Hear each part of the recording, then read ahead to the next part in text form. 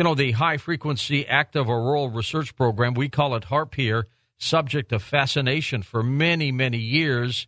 It apparently has closed down. Why? Well, we're going to check in with Nick Begich in a moment on Coast to Coast AM and get his take on this for the hour. It's an incredible story. People are accusing H.A.A.R.P of doing all kinds of heinous things, so we'll get Nick's take on this. Hey, I've got an announcement for you. Those of you who haven't had the opportunity yet to get up to the coasttocoastam.com website, let me tell you what has happened today. As you well know, I have been on this program now for at least 10 years, 10 and a half years. It keeps clicking along, goes by faster than I thought, and associated with the program even longer than that, starting in 2001.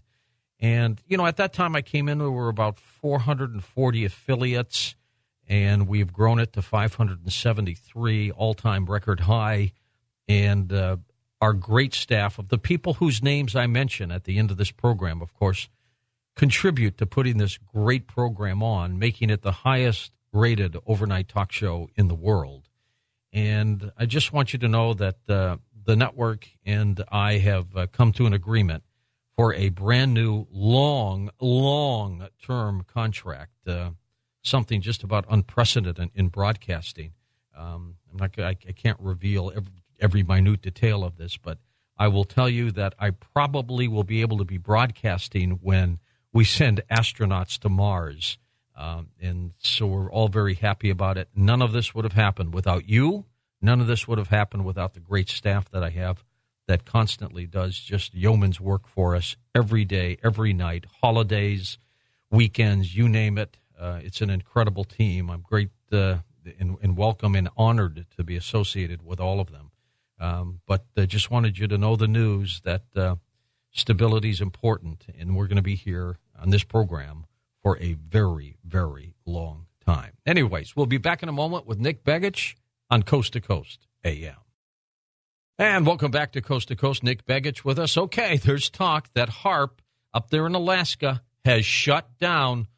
Nobody knows it better than Nick Begich. Nick, what is going on? Well, there was apparently a recent press release came out of the, looks like out of Kirtland Air Force Base in New Mexico. And the primary speaker on this issue was Dr. James Keeney, who is apparently the current program manager for H.A.A.R.P. And it looks like the Air Force has not funded it for this coming fiscal year, something that they said was shut down actually since May, which doesn't really surprise me too much in the sense that it has always been, and many are unaware of this, intermittently operated. It's not operated 24/7 right. Every day of the year. It's operated for generally short campaigns. In the summer months, has pretty much been quiet with H.A.A.R.P ever since its inception. But looking at the story a little more closely, the way this press release came out, what it says essentially is the Air Force has shut it down, but what it doesn't say, that's very important, is this project was essentially taken over predominantly by DARPA, which is a different agency entirely, back in 2006. And in 2006 was when they quadrupled the size, and that all of that funding actually came out of DARPA, not the Air Force. And there's essentially three branches that have been involved in this over the years. It's been the Air Force Research Lab, the Office of Naval Research, and more recently, since 2006 at least, DARPA. The other thing, just to be clear, is they say it's shut down since May, and at the same time they say, and I'm quoting from the article now, it says, adding that it will stay that way. Everything is in secure mode, he said. That's this program manager. Adding that it will stay that way for at least another 4 to 6 weeks. In the meantime, a new prime contractor will be coming on board to run the government-owned contractor-operated facility. So what it's really saying is the Air Force is not funding it, it's being funded elsewhere, and that private contractors are essentially going to take over this facility.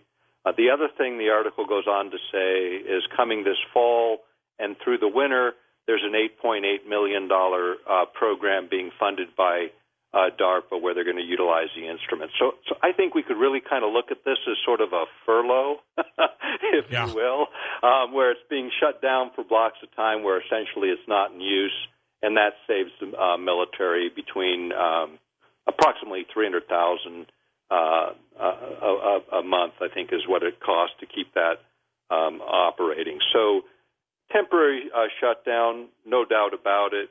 The permanency of this, the article is clear. It's not a permanent thing.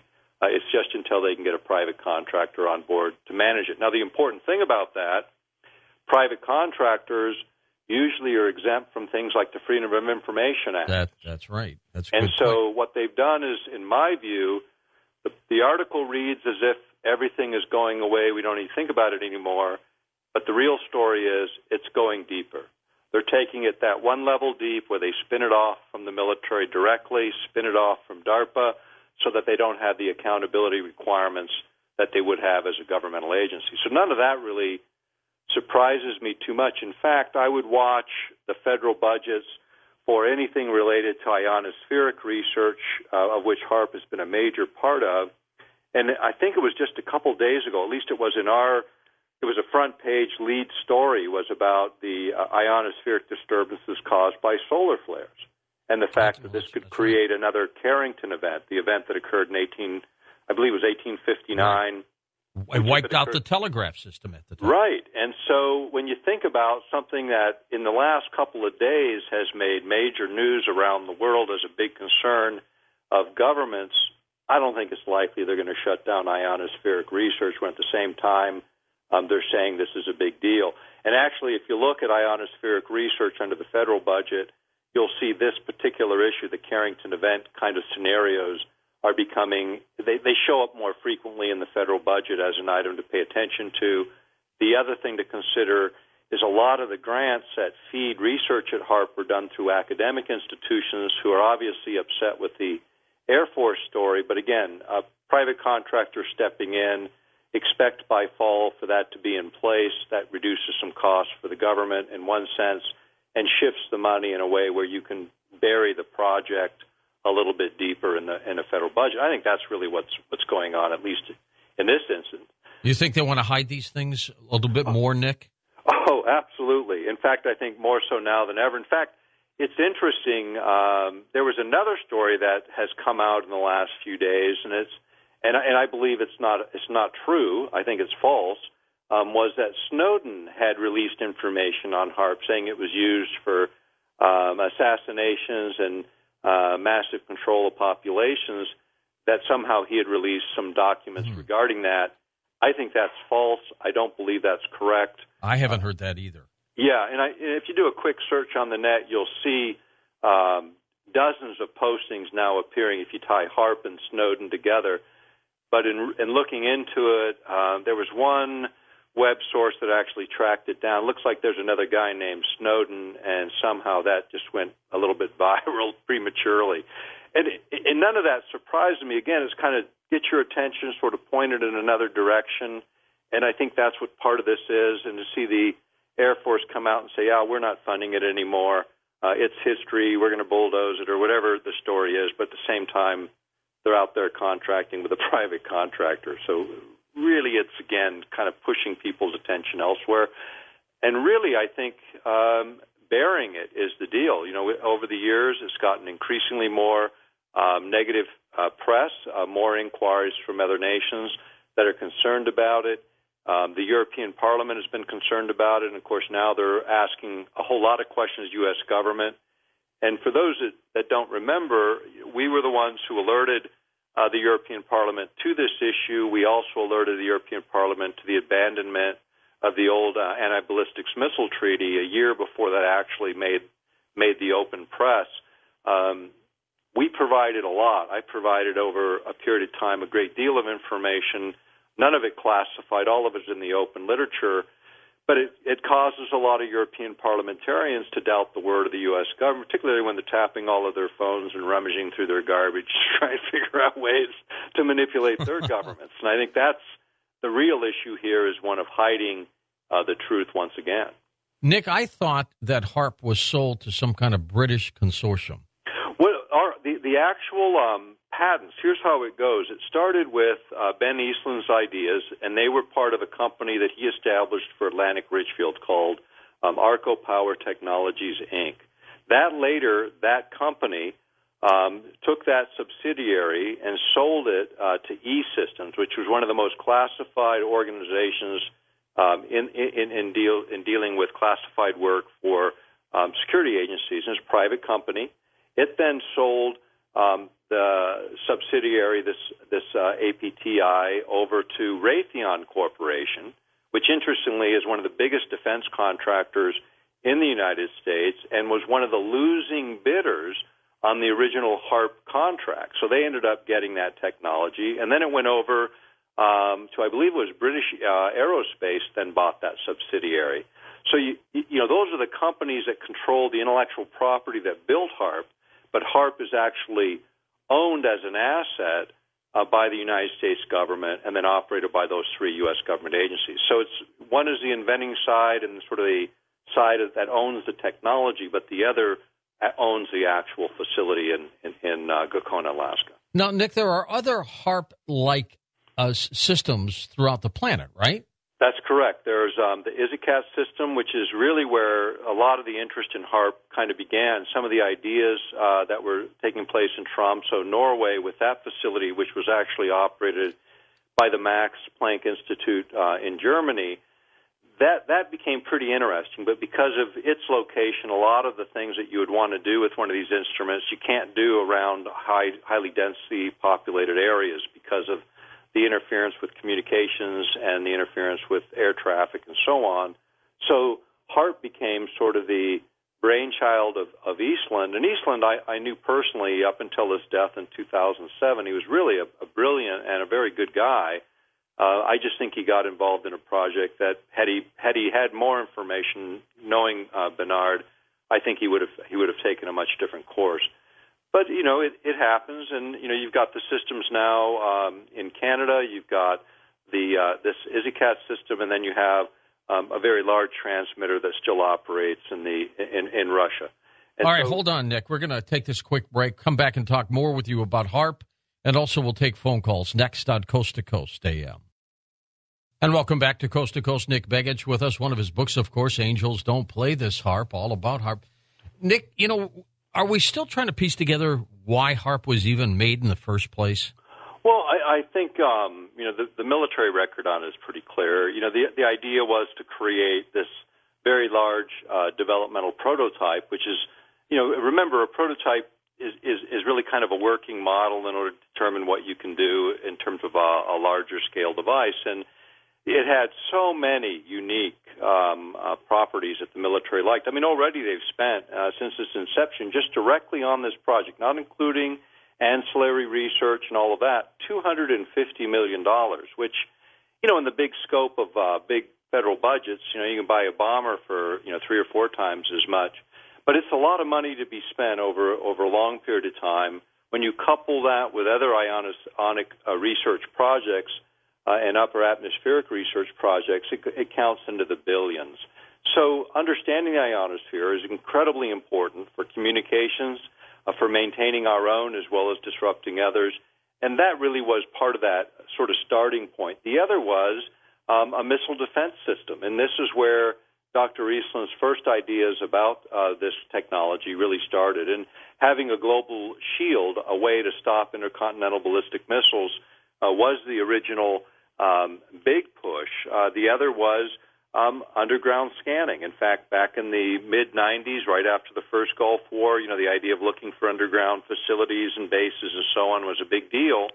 And in fact, it was then that the Congress, it was my brother's predecessor, actually, Senator Stevens, had asked that they prove the underground earth-penetrating tomography, which is looking into the ground, applications before they'd get any other funding. And they actually did that. They proved that they could actually locate oil, gas, minerals, and underground facilities with like 99.9% accuracy. So none of that's really changed. I mean, those are still big issues, important issues for our military. I don't believe the project is going away. In a close read of the military's press release, they even say it themselves. And Nick, considering the kind of money government just wastes, right. you would think they would keep it going if they really needed it. That's what's confusing. Well, think about it. I mean, at one point they were talking about cutting air traffic controllers. I think we need those too. I mean, it's like everything across the board. When the budget cuts kicked in, where it was sort of across the board, everybody had to suck up a little bit. How did the H.A.A.R.P program take the hit? Well, they cut the summer program. Well, there is no summer program 90% of the time. If you look back on the historic record since H.A.A.R.P began, the summer's the dead season. Shutting it down probably made sense years ago, and they never did it because money flowed freely. Well, now the money's constrained, so they're operating a little more fiscally responsibly. When you're not using a facility every summer, it's kind of foolish to keep it open every summer. And H.A.A.R.P is not some massive employment program. They bring people out for specific campaigns that occur in the fall, winter, and spring months, not in the summer as a general rule. So I really think all they've done is something that maybe they should have done a long time ago.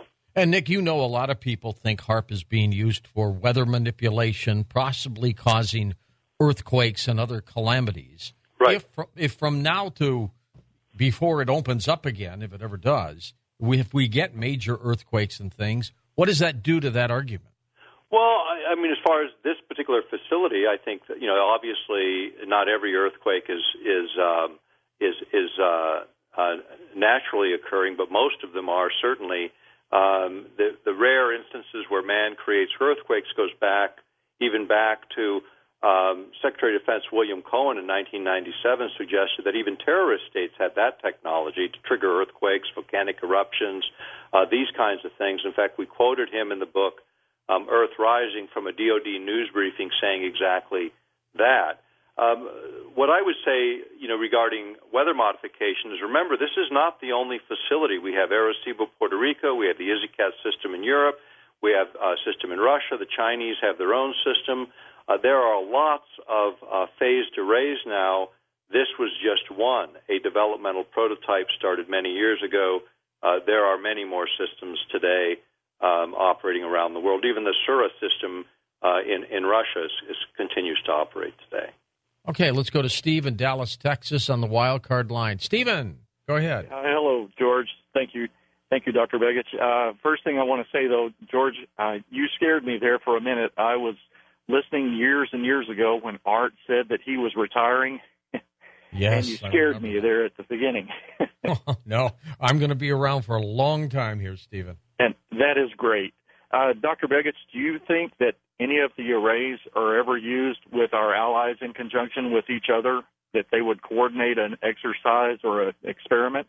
Absolutely. In fact, the very first planning document, technical memorandum that we uncovered was over 600 pages and spoke to exactly that. By using various arrays from around the world and triangulating the position, you can create a resonance effect that is greater, really, than the sum of its total tapping energy that's in the ionosphere, and perhaps even creating standing waves in the ionosphere.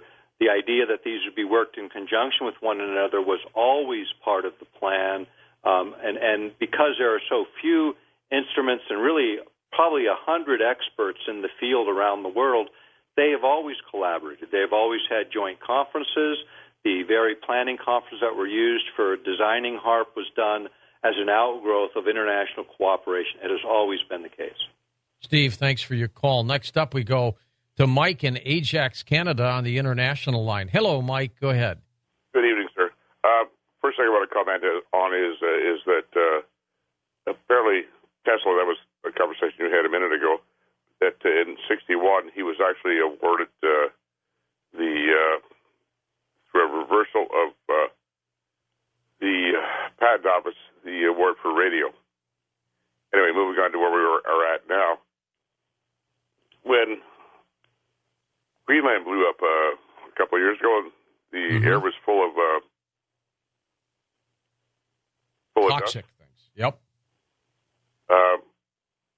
According to Canadian press, Russia offered to turn up their H.A.A.R.P and clear the dust out of the air, and it was declined. This issue of the Russians offering, I think at one point it was big fires in Indonesia, and they were willing to create a cyclone to blow that smoke out of Malaysia where it was headed. That was something the Russians offered. The Chinese offered, of course, to clear the air for the Olympics. The idea of weather modification is not new. It goes back again to the work of Bernard Eastlund. Just before he passed away, he did work for the University of Pennsylvania and produced a paper suggesting that HAARP, at 1,600 times less energy than he originally anticipated, could manipulate gravitational waves, which many believe are the route to major weather systems. So the idea that HAARP could be used, the other place he did work was for the European Space Agency, NASA, and FEMA on interdicting and interfering with the flow of tornadoes and tornado formation using HAARP instruments. Always has been part of the program. I would suggest it always will be part of the program. And this was the area that Bernard Eastlund regretted the most. I mean, when I spoke with him in March of 2007, his issue was he would never give another thing to the military dealing with weather modification because he felt they were irresponsible, and that weather modification was an area we probably should not dabble in, and if we ever did, it would have to be done in the open light of day with the involvement of everyone in the world, because the weather in one place affects the weather every place and is not the domain of one nation. Do you think HAARP is just way too important to keep shut down? Yeah, I do. I don't think we're going to see it ever shut down. The fact that it's closed for the summer is sort of a normal operation. The only difference is they attached a press release this year, and they're not doing the open house in August for all the school kids that live in the area, which I'm saying facetiously because there's only a few dozen of them in that area. It's like the size of West Virginia, with the population of small-town USA. So it's a pretty remote area. Let's go to Monica, first-time caller in Los Angeles. Hello, Monica. Hey, George. How are you? This Good. Thank you for taking my call. I have a question for the guest, and it's will HAARP or the people that control HAARP one day charge for weather monetarily in the future for like farmers or for whatever? Hello? Yeah? Yeah. Can you hear me? Yeah, we can hear you. Oh, okay. Could people that control HAARP one day charge people or farmers a fee?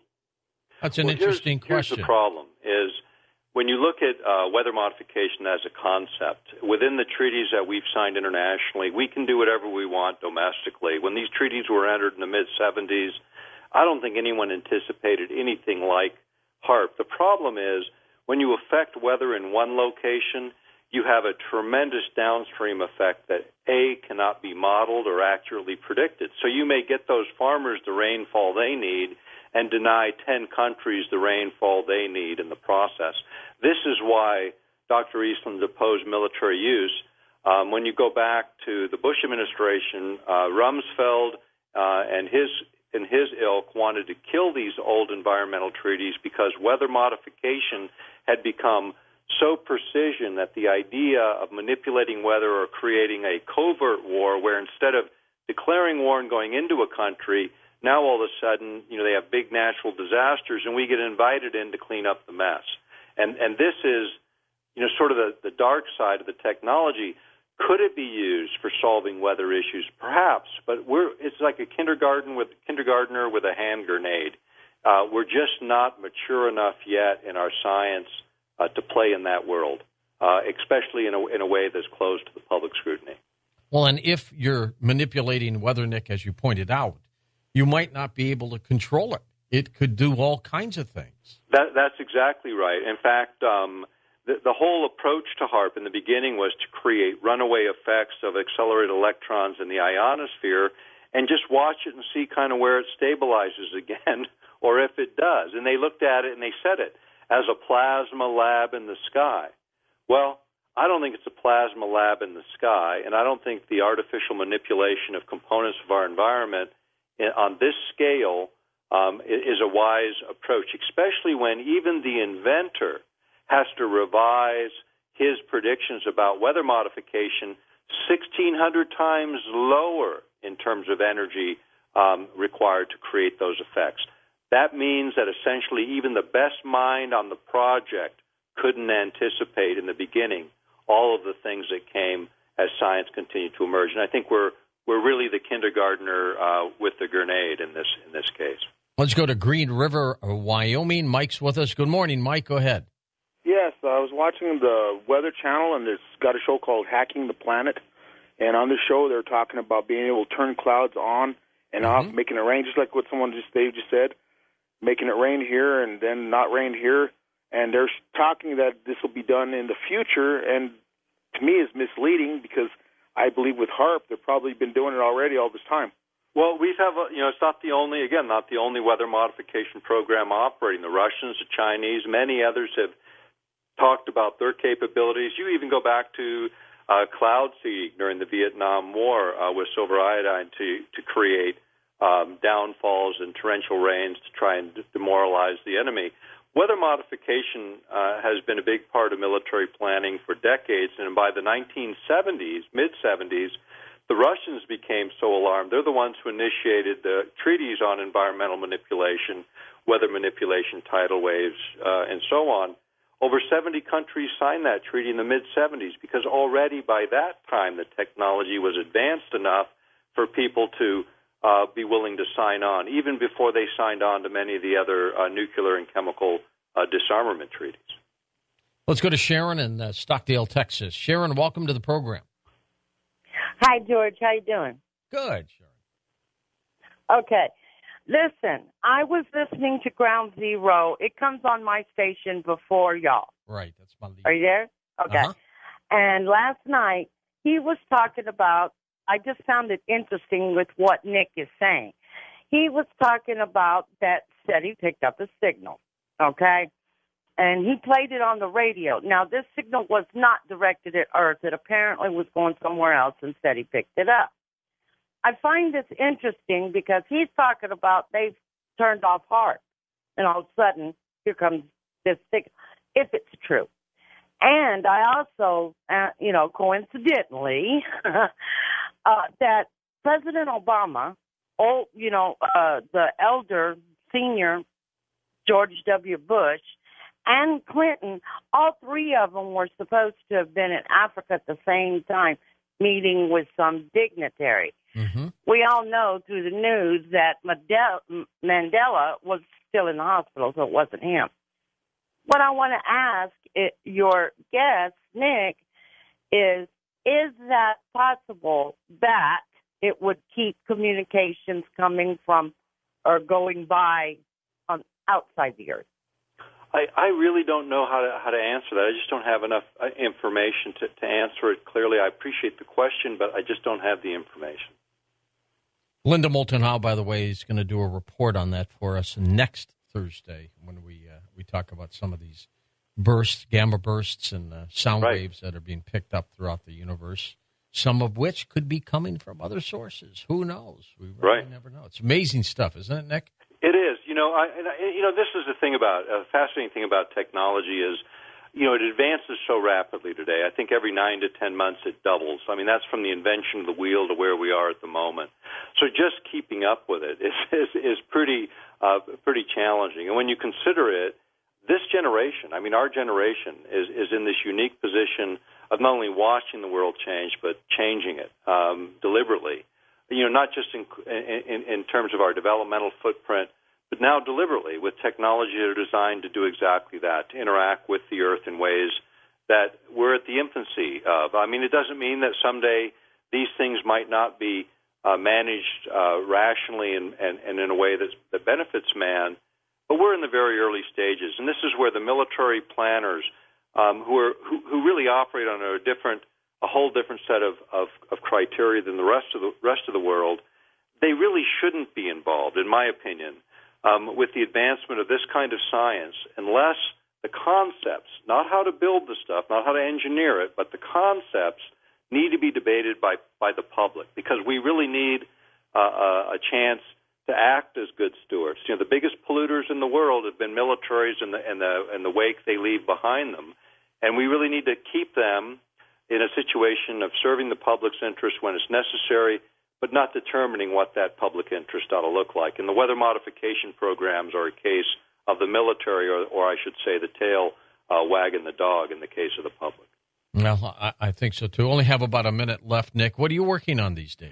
Well, I'm doing quite a bit in the privacy areas. I've been following some of those things. I've also I did another special recently for the Travel Channel. It's actually going to air tomorrow night on something they call Monumental Mysteries on the disappearance of my dad. So that just is a story that won't go away either.